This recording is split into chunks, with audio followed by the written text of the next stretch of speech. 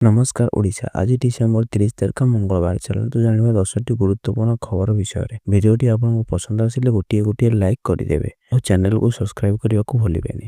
ମେକ୍ସିକୋରେ ଘଟିଛି ଏକ ଭୟଙ୍କର ଟ୍ରେନ୍ ଦୁର୍ଘଟଣା। ଦକ୍ଷିଣ ମେକ୍ସିକୋରେ ଓକାସ୍କା ରାଜ୍ୟରେ ଯାତ୍ରୀବାହୀ ଟ୍ରେନ୍ ଲାଇନଚ୍ୟୁତ ହେବା ଫଳରେ ଅତି କମରେ 13 ଜଣଙ୍କର ମୃତ୍ୟୁ ଘଟିଛି ଏବଂ ପ୍ରାୟ 18 ଜଣ ଆହତ ହୋଇଛନ୍ତି। ଆହତଙ୍କ ମଧ୍ୟରୁ 5 ଜଣଙ୍କ ଅବସ୍ଥା ଗୁରୁତର ଥିବାରୁ ମୃତ୍ୟୁ ସଂଖ୍ୟା ଆହୁରି ବଢ଼ିବାର ଆଶଙ୍କା ପ୍ରକାଶ ପାଇଛି। ମେଟ୍ରୋଏସିନ୍କ ଟ୍ରେନ୍ ନିଚାଣ୍ଡା ସହର ଅତିକ୍ରମ କରୁଥିବା ସମୟରେ ଲାଇନଚ୍ୟୁତ ହୋଇଥିଲା। ଟ୍ରେନ୍ରେ 241 ଜଣ ଯାତ୍ରୀ ଏବଂ 9 ଜଣ କର୍ମଚାରୀ ମିଶାଇ ମୋଟ 250 ଜଣ ଉପସ୍ଥିତ ଥିଲେ। ଦୁର୍ଘଟଣା ପରେ ଉଦ୍ଧାର କାର୍ଯ୍ୟ ଜୋରଦାର ଭାବେ ଜାରି ରହିଛି ଏବଂ ଆହତଙ୍କୁ ନିକଟସ୍ଥ ହସ୍ପିଟାଲକୁ ସ୍ଥାନାନ୍ତରିତ କରାଯାଇଛି।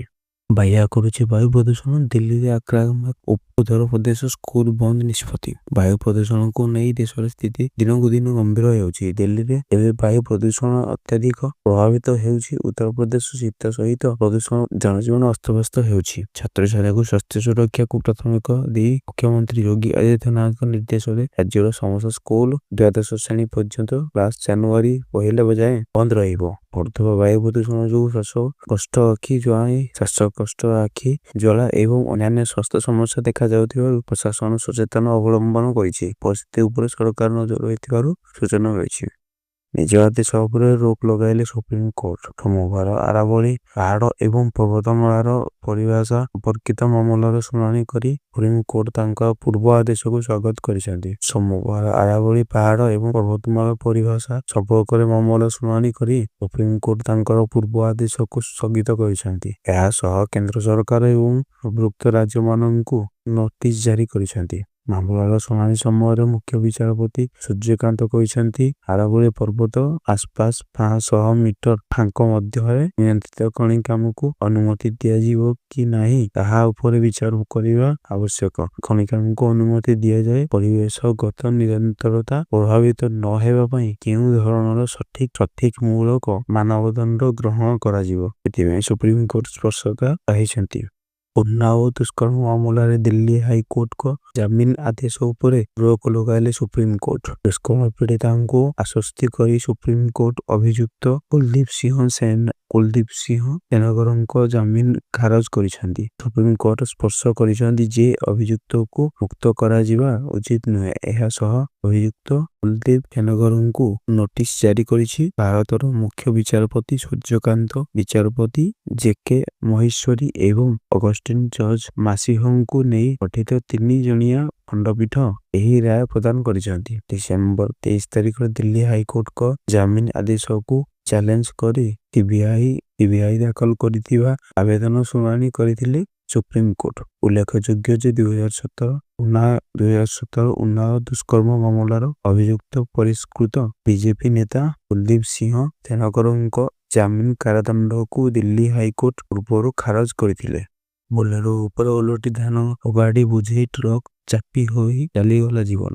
ଧାନ ଅଗାଡି ବୋଝେଇ ଏକ ଟ୍ରକ୍ ଡିଭାଇଡରକୁ ଧକ୍କା ଦେବା ପରେ ନିୟନ୍ତ୍ରଣ ହରାଇ ଏକ ବୋଲେରୋ ଉପରେ ଓଲଟି ପଡ଼ିଥିଲା। ଟ୍ରକଟି ବୋଲେରୋକୁ ଚାପି ଦେବା ଫଳରେ ବୋଲେରୋ ଚାଳକ ଗାଡି ଭିତରେ ପଶି ଯାଇଥିଲେ, ବାହାରକୁ ଫେରି ନଥିଲେ। ଏହି ଦୁର୍ଘଟଣାରେ ବୋଲେରୋ ଚାଳକଙ୍କ ଦୁଃଖଦ ମୃତ୍ୟୁ ଘଟିଛି। ଖବର ପାଇ ପୋଲିସ ଏବଂ ଉଦ୍ଧାରକାରୀ ଦଳ ଘଟଣାସ୍ଥଳରେ ପହଞ୍ଚି ତଦନ୍ତ ଆରମ୍ଭ କରିଛନ୍ତି।